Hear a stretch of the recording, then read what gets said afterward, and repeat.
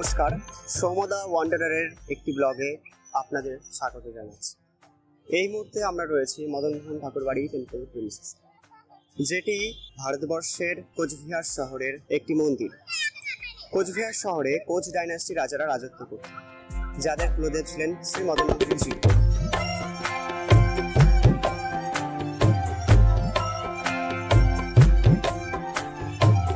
আর এই মদনমোহন জিউয়ের দোল পূর্ণিমার উৎসবে আজ আমরা সামিল হয়েছি সবাই। আপনারা দেখতে পাচ্ছেন আমার ঠিক পেছনে মদনমোহন ঠাকুরবাড়ি টেম্পল প্রিমিসেস।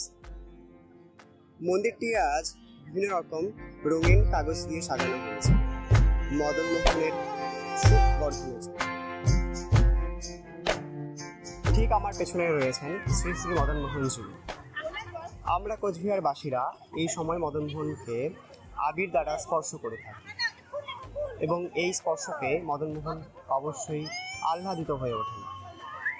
মদনমোহনের ঠিক সামনেই রয়েছে সুন্দর বাগান, যেই বাগানের মধ্যে বর্তমানে আমি দাঁড়িয়ে রয়েছি এবং আপনারা পেছনে দেখতে পাচ্ছেন মদনমোহন জিউ সিংহাসনে বসে রয়েছেন এবং সবাই তাকে আবির দ্বারা স্পর্শ করছে।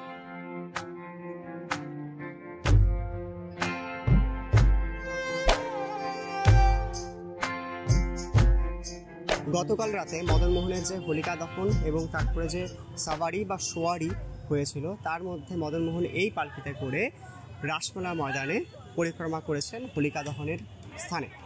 এরপর মদনমোহন আবার ফিরে আসেন এবং তার সাথে সাথে বানেশ্বর এবং কোচবিহার রাজপরিবারের অন্যান্য দেবী দেবতারাও আসেন এবং তারপর তারা হোলির দিন মদনমোহন ঠাকুরবাড়িতে অধিষ্ঠান করে পরের দিন তারা পুনরায় নিজেদের টেম্পলে ফিরে যান।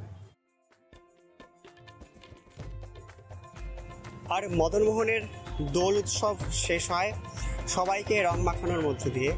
আর আমরা এই মুহূর্তে রয়েছি মদনমোহন ঠাকুরবাড়ির প্রাঙ্গণে, যেখানে সবাই হোলি খেলছেন এবং খেলছি আমরাও।